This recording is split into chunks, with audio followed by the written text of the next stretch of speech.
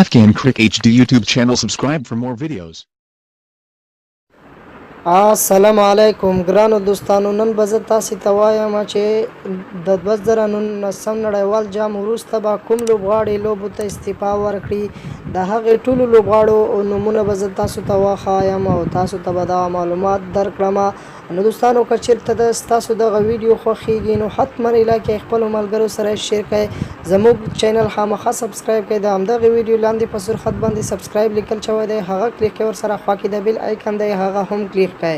نو دوستانو په دغې لوبغاړو کې به یو لاسیت ملینګ وي د سریلانکا لوبغاړی چې دا به هم د همدغې نړیوال جام وروسته په لوبو کې نشي راښکاره. نو د هندوستان مشهور لوبغاړی ایم ایس ډوني هم د چې په دغې لوبو وروسته به راښکاره نشي.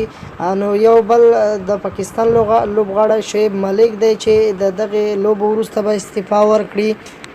نو دوستانو د ویسټ انډیز کرکټ ملي لوبډلې اوپنر بیټسمین ګریس ګیل دی چې د دغې نړیوال جام وروسته به استعفا ورکړي، نه به شي راښکاره.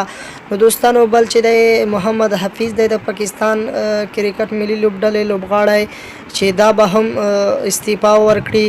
او بل چې دی د ساوث افریقا لوبغاړی بهترین لوبغاړی عمران طاهر دی چې د 2019 نړیوال جام وروسته به استعفا ورکړي. او بل د نیوزیلند لوبډلې لوبغاړی چې دی هغه روس ټایلر دی چې د 2019 کال وروسته به نشي راښکاره.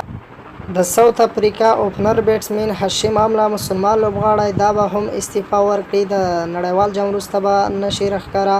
نو نه تایید شوي راپورونه د ساوث افریقا ډیر لوبغاړي ښایي چې دا به استعفا ورکړي، خو هغه تایید شوي نه دي. نو کوم نو دوستانو زه هغه خبر تاسو سره شریک کوم چې هغه تایید شوی وي. نو نه تایید که څه هم نه تایید شوي خبرو کې د ساوث افریقا ډیر لوبغاړي ښودل شوي دي چې استعفا به ورکړي، او افغان لوبغاړي هم ښودل شوي دي چې یو څو لوبغاړي به استعفا ورکړي، خو نه تایید شوي راپورونه دي، هیڅ تایید شوي نه دي، هغه کوم رسمي خبرونه نه دي دوستانو چې افغان لوبغاړي به استعفا ورکړي.